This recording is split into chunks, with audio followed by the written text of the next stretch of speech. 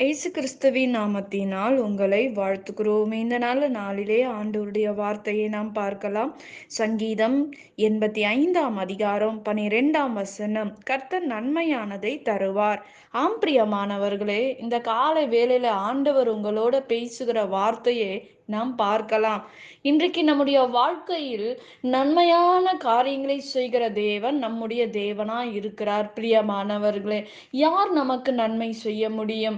மனிதர்கள் நமக்கு நன்மை செய்ய முடியாது. மனிதர்கள் நம்முடைய முகங்களை பார்க்கிறவர்கள். கர்த்தரோ உங்கள் இருதயத்தை பார்க்கிற தேவன். இன்றைக்கு உங்களுடைய வாழ்க்கையில் ஒரு கேள்விக்குறியாக நம்முடைய வாழ்க்கையில் இருக்கலாம். ஆண்டவர் நமக்கு நன்மை செய்வாரா? நான் நான் பாவியா இருக்கேன், எனக்கு நன்மை செய்வாரா?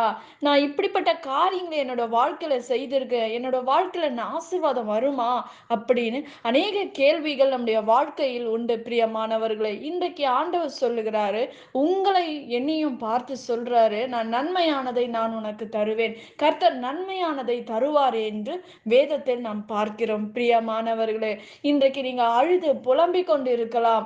எனக்கு நன்மை வரல, என்னுடைய ஆசீர்வாதத்தை தடைப்பட்டு இருக்கிறது, கட்டப்பட்டு இருக்கேன் நானு, எனக்கு நன்மையான காரியங்கள் என் வாழ்க்கையில் நடக்கல என்று வேதனையோடு இருக்கலாம். உங்களை பார்த்துதான் ஆண்டவர் சொல்றாரு, நான் உனக்கு நன்மையான காரியங்களை தருவேன், செய்வேன் என்று வேதம் சொல்லுகிறது. இன்றைக்கு ஆண்டவர் உங்களுடைய வாழ்க்கை நிச்சயமாக நன்மையான காரியங்களை செய்வார். பிரியமானவர்களே, நீங்கள் எதை குறித்தும் நீங்கள் கவலைப்பட தேவையில்லை. கர்த்தர் உங்களுடைய எல்லா தேவைகளை ஆண்டவர் அறிந்திருக்கிறார். மனிதர்கள் நாங்கள் அறியவில்லை, ஆனால் ஆண்டவர் உங்களுடைய தேவை என்ன என்று அவர் அறிந்திருக்கிறார். நிச்சயமாக உங்களுடைய வாழ்க்கையில் நன்மையான காரியங்களை செய்வார். நன்மையான காரியங்கள் உங்கள் வாழ்க்கையில் நடக்கும். நீங்கள் அறியாததும் எட்டாததுமான பெரிய காரியங்களை ஆண்டவர் உங்களுக்கு செய்து முடிப்பார்.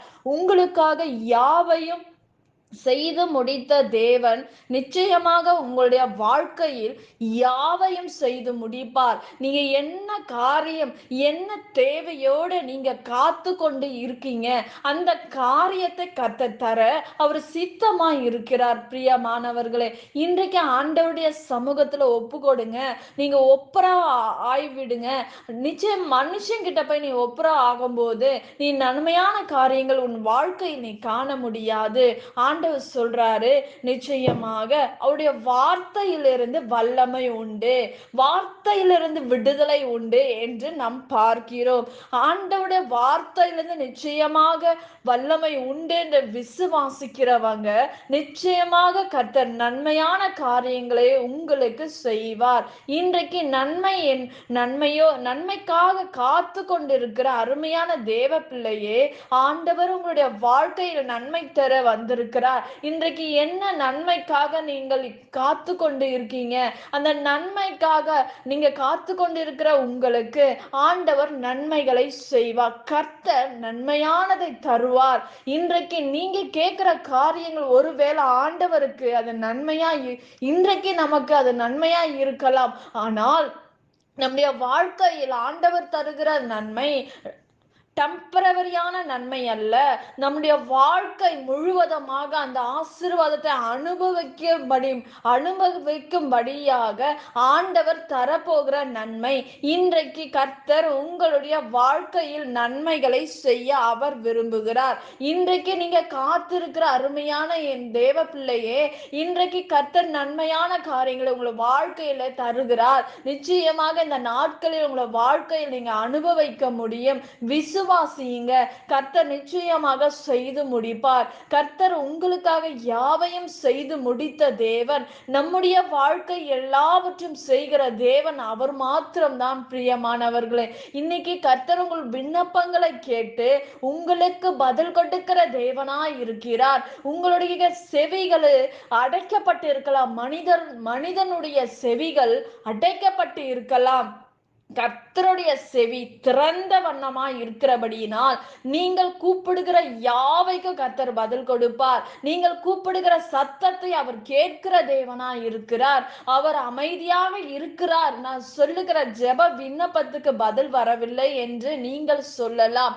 ஆனால் தாமதிக்கிறது நல்லது. அது வரும்போது ஜீவ விருட்சம் போல காணப்படும் என்பதை நீங்கள் ஒரு நாளும் மறந்து விடாதீங்க பிரியமானவர்களே.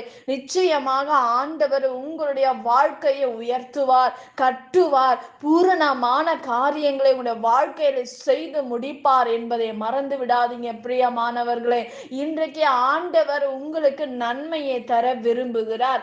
நன்மையை தருவேன் என்று வாக்கு பண்ணியிருக்கிறார். அவருடைய வாக்கு ஒரு நாளும் மாறாதது என்று வேதம் சொல்லுகிறது. இன்றைக்கு நீங்கள் ஆண்டவரை நோக்கி பார்க்கிற உங்களுக்கு ஆண்டவர் சொல்றாரு, நீ கர்த்தர் நன்மையானதை நான் உனக்கு செய்வேன் என்று வாக்கு பண்ணுகிறார். ஜெபியுங்கள். நிச்சயமாக இந்த நாளிலே, இந்த காலை வேளையில கேட்டுக்கொண்டிருக்க அருமையான தேவ பிள்ளையே, கர்த்தர் நன்மையான காரியங்களை உங்கள் வாழ்க்கையில் தர அவர் விரும்புகிறார். நீங்கள் விசுவாசத்தோடு பெற்றுக்கொள்ளுங்கள். நாம் ஜெபிக்கலாம். பரலோகத்தில் வாசமா இருக்கிற அன்பின் பிதாவே, உங்க நாம மகிமைப்படுவதாக, உங்க ராஜ்யம் வருவதாக. ஏசப்பா, இந்த அருமையான வேலைக்காக ஸ்தோத்திரம். என் தேவ ஆவியானவர் இறங்கும்படி நான் ஜெபிக்கிறேன்ப்பா.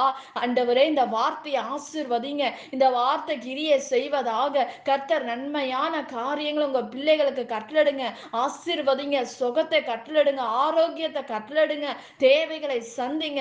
கர்த்தாவே, உங்க வார்த்தை கேட்கிற ஒவ்வொருவருக்கும் உங்களுடைய அபிஷேகம் இறங்கும்படி நாங்க ஜெபிக்கிறோம்ப்பா. எல்லாம் கட்டுகள், ஆண்டவர கட்டுகளை இருந்து உங்க பிள்ளைகளை விடுதலை ஆக்கும்படி நான் ஜெபிக்கிறேன்ப்பா. என் தேவ கரை இறங்கும்படி நாங்க ஜெபிக்கிறோம்ப்பா. என் தேவ ஆவியானவர் உங்க பிள்ளைகளை எல்லாரையும் பாதுகாத்துக் கொள்ளுங்கப்பா. எல்லாவற்றுக்கும் விளக்குங்கப்பா. பொல்லாப்புக்கு, நாச மோசங்களுக்கு விலக்கி பாதுகாத்து கொள்ளுவீராக. இயேசுவின் நாமத்தில் வேண்டுகிறோம் எங்கள் ஜீவனுள்ள நல்ல பிதாவே. ஆமேன். கர்த்தர் தாமே உங்களை ஆசிர்வதிப்பாராக. ஆமேன்.